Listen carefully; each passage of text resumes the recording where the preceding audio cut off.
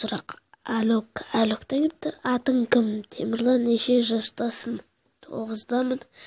Неше оқисың? 3 оқимын. 3-кі сынып. Алда қандай видеолар шығарасың? Майнкрафттан, Let's Play, солардан түсіретін болам. Біреулермен видео шығарасың ба? Иә, шығарам. Мен өзіңарға ияда кеттім.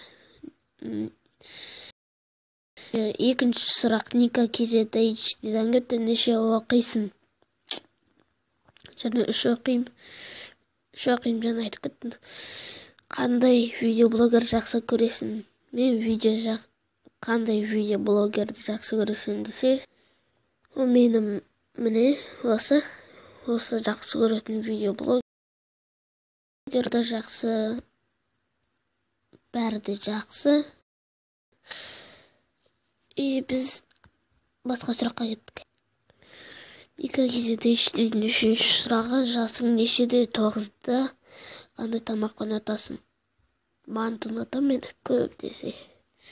Маған сәлем жолда. Ника KZHD саған сәлем. Нака KZHD'ің кет. Алдағы мақсатың не? Менің алдағы мақсатым